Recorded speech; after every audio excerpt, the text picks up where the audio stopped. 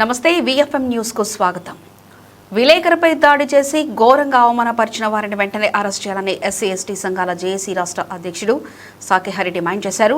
సోమవారం జిల్లా కలెక్టర్ కార్యాలయంలో కలెక్టర్ ఓ ఆనంద్ కుల ప్రజా విద్యార్థి బహుజన పార్టీల ఆధ్వర్యంలో విలేకరుపై దాడిని ఖండిస్తూ వారిని వెంటనే అరెస్ట్ చేయాలని వినతి పత్రం అందజేశారు.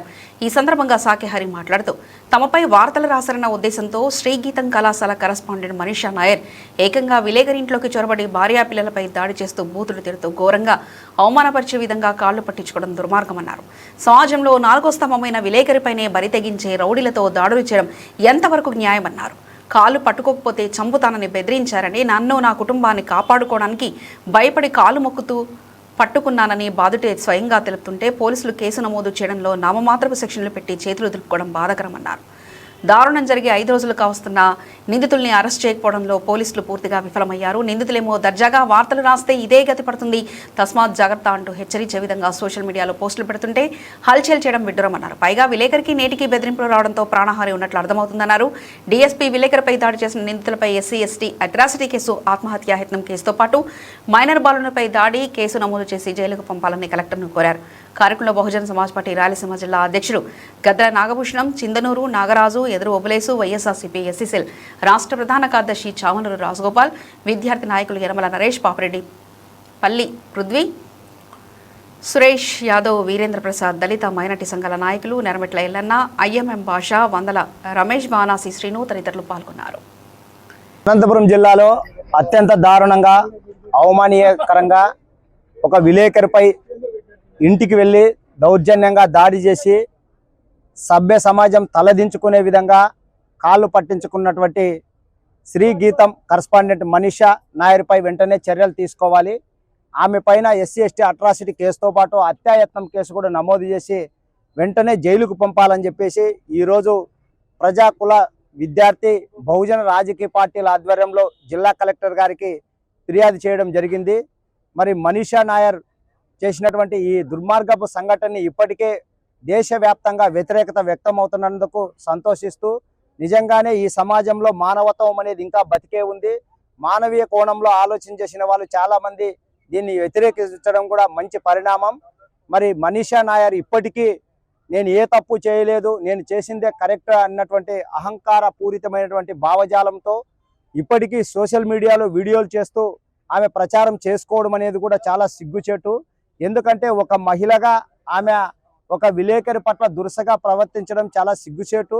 ఎందుకంటే ఆ రోజు లక్ష్మీనారాయణ ఇంటికి పోయినప్పుడు తన భార్య పిల్లలతో ఉంటే అక్కడ వాళ్ళ సమక్షంలోనే దారుణాతి దారుణంగా దాడి చేసి అవమానపరచడం అనేది ఎంతవరకు సమంజసం అని చెప్పేసి మేము అడుగుతున్నాం.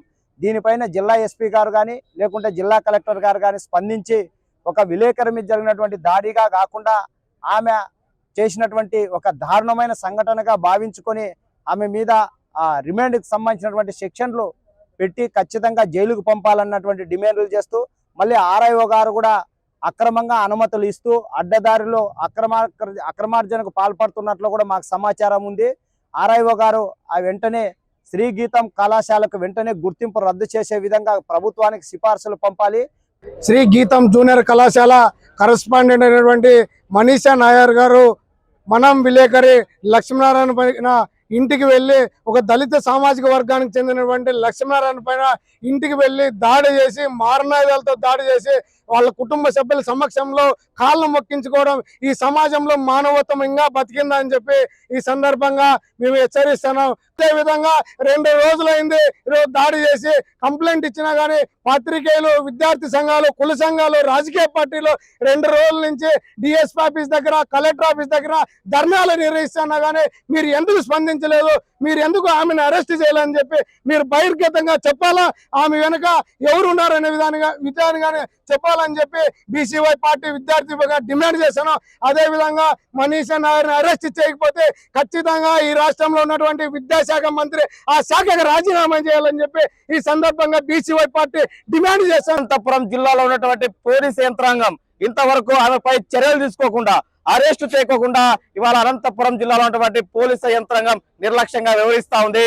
వీటిని all India student black AISB గా ఇతర ప్రజా సంఘాలు విద్యార్థి యువజన సంఘాలుగా ఖండిస్తా ఉన్నాం. ఇప్పటికైనా కూడా శ్రీ గీతం విద్యా సమస్యల గుర్తింపును రద్దు చేయాలా, రద్దు చేసి ఏదైతే విద్యా సమస్యలకు కొమ్ము కాసినటువంటి RIO తక్షణమే సస్పెండ్ చేయాలని చెప్పేసి all India student black AISB గా ఈ రాష్ట్ర ప్రభుత్వానికి అధికారులకు విజ్ఞప్తి చేస్తా ఉన్నాం. అన్ని దళిత సంఘాలు, అన్ని రాజకీయ పార్టీలు, విద్యార్థి సంఘాల ఆధ్వర్యంలో దళితుడైనటువంటి లక్ష్మీనారాయణ గారు ఒక సీనియర్ రిపోర్టర్గా దాదాపు 25 సంవత్సరాలుగా పనిచేస్తూ ఉన్నాడు. ఆయన్ని వాళ్ళ ఇంటికి వెళ్ళి దౌర్జన్యంగా తలుపులు బంధించి కాళ్ళు ముక్కించుకొని బిడ్డలను చంపుతాం, నిన్ను చంపుతాం, నీ భార్యను చంపుతామని చెప్పేసి బెదిరించడం అనేది మేము తీవ్రంగా ఖండిస్తూ ఉన్నాం. ఈ కేసు విషయంలో మేము మూడు రకాలుగా భావిస్తున్నాం. ఒకటి, ఇది మా దళితుల ఆత్మగౌరవం సంబంధించినటువంటి విషయం. లక్ష్మీనారాయణ గారు దళితుడు కాబట్టే మీరు కాళ్ళు ముక్కించుకున్నారు. దళితులకి విలేకరులుగా ఉండే హక్కు లేదా? మరి అనేక ఛానళ్లలో, అనేక పత్రికల్లో ఇలాంటి కథనాలు మీ గురించి వచ్చినాయి. మరి వారందరినీ ఎందుకు మీరు కాళ్ళు ముక్కించుకోలేదు? లక్ష్మీనారాయణ దళితుడు కాబట్టే మీరు కాళ్ళు ముక్కించుకున్నారు. ఇది మా దళితుల యొక్క ఆత్మగౌరవం సంబంధించిన విషయం. ఈ విషయంలో మేము ఎవరైతే మనీషా గారు ఉన్నారో ఆమెను అరెస్ట్ చేసే వరకు, ఆ కాలేజీని రద్దు చేసే వరకు విశ్రమించలేదు. ఈ పోరాటం మేము చేస్తూనే ఉంటాం. రెండోది, దాడి చేసి గూండాలతో వచ్చిన ఆమె మీద రౌడీ షీట్ ఓపెన్ చేయాలి, ఆమెని వెంటనే అరెస్ట్ చేయాలి. ఆమెతో పాటు పోయినటువంటి ఆ గూండాలు ఎవరైతే ఉన్నారో వాళ్ళందరి మీద కూడా అరెస్ట్ వారెంట్ ఇష్యూ చేయాలని చెప్పేసి మేము కోరుకుంటున్నాం. మనం రిపోర్టర్ అయినటువంటి దళిత రిపోర్టర్ అయినటువంటి లక్ష్మీనారాయణ గారి పైన శ్రీ గీతం కళాశాల యాజమాన్యంలో అయినటువంటి మనీషా నాయర్ గారు అతి దారుణంగా ఇంటికి వెళ్లి విచక్షణ రహితంగా మరియు ప్రజలు మరియు సమాజం చూస్తున్నట్లుగానే పట్టపగులే ఒక రిపోర్టర్ పైన దాడి చేసి కాళ్ళు పట్టించుకోవడాన్ని మేము తీవ్రంగా ఖండిస్తూ ఈ రోజున విద్యార్థి సంఘాలు మరియు ప్రజా సంఘాల ఆధ్వర్యంలో జిల్లాలో ఉన్నటువంటి కలెక్టర్ గారికి ఆమె పైన SC అట్రాసిటీ కేసు నమోదు చేసి మరియు యొక్క కళాశాల గుర్తింపు రద్దు చేయాలని చెప్పేసి ఈ రోజున జిల్లా కలెక్టర్ గారికి వినతి పత్రాన్ని అందజేయడం జరిగింది. మరియు మరొక వైపు ప్రభుత్వ నిబంధనలకు విరుద్ధంగా ఎక్కడా కూడా ప్రభుత్వం నుంచి అనుమతులు లేకపోయినా కూడా హాస్టల్ పేరిట ఈ రోజున వేలాది రూపాయలు ఈ రోజున దండుకుంటున్నటువంటి పరిస్థితి.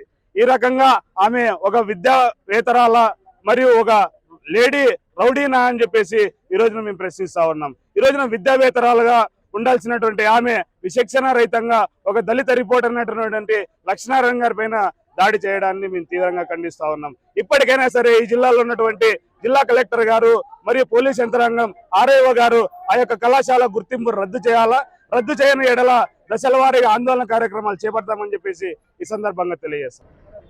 4th పిల్లర్ని 4వ సింహము దొబ్బేసేటట్టుంది. యాక్చువల్గా మేము గమనించింది ఏమంటే పోలీసులే ఈ కేసుని నీరు గారుస్తున్నారని చెప్పేసి క్షుణ్ణంగా ప్రతి ఒక్కరికి అర్థమయ్యే విధంగా ఈ రోజుకి కూడా వాళ్ళ పైన చర్యలు తీసుకోలేదు. మీరు అటు చర్యలు తీసుకోలేని పక్షంలో బహుజన్ సమాజ్ పార్టీ అన్ని కుల సంఘాలని కలుపుకొని దీన్ని భారీ స్థాయిలో ఉద్యమ రూపంలో తీసుకెళ్తుంది. రాష్ట్ర స్థాయిలో కూడా బహుజన్ సమాజ్ పార్టీ అతనికి న్యాయం జరిగేంత వరకు, ఆమెను జైలుకు పంపించేంత వరకు ఉపేక్షించదని చెప్పేసి తెలియజేస్తూ, ఇదే శారీలోనే ఆయన కాళ్ళు పట్టించుకోయింది, ఇదే శారీలోనే వీడియో చేసింది ఈ అమ్మ మహిళ అంట. అతని భార్య మహిళ కాదా? ఆ చిన్న 5 సంవత్సరాల పిల్లోడు కంటికి కనపడలేదా?